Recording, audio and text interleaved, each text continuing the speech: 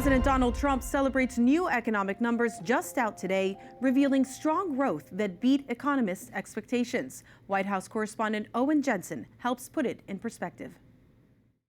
Well, good evening. Talking about the very latest GDP numbers, gross domestic product. That's the nation's output of goods and services. And tonight, President Donald Trump and his economic team liking what they see. We have no inflation. We have nothing but cash coming in. The world respects us again.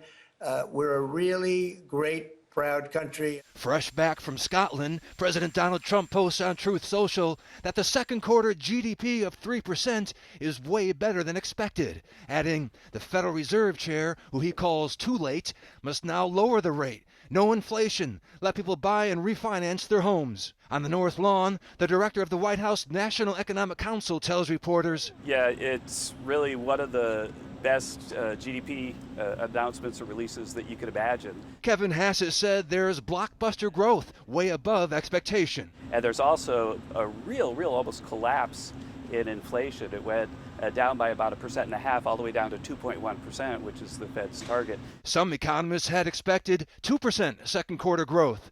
Press Secretary Caroline Leavitt writes, Americans trust in President Trump's America First economic agenda that continues to prove the so-called experts wrong. The RNC adds, the wins are so undeniable, even the fake news media has to admit it.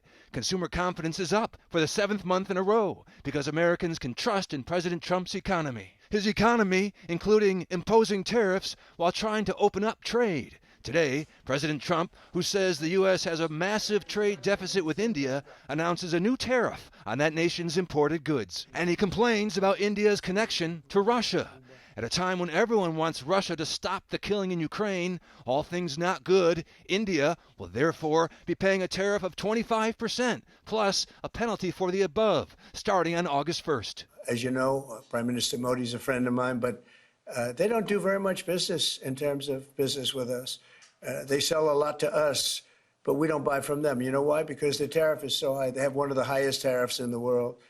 Now, they're willing to cut it very substantially, but we'll see what happens. We're talking to India now. We'll see what happens. But one governor fears what reciprocal tariffs could do. Because when you're making things here for export, there's always a reciprocal tariff. The other country puts one on us, and so a lot of manufacturing is going to move overseas. I've already heard from companies here saying we're not going to build a factory in Colorado. We're going to build it overseas because we can't pay the tariffs on all the parts and materials that we need to make our product. Also tonight, interest rates. President Trump time and again has emphasized he wants to see the Fed lower interest rates. But today the Fed didn't budge, leaving them unchanged for now. At the White House, Owen Jensen, EWTN News Nightly.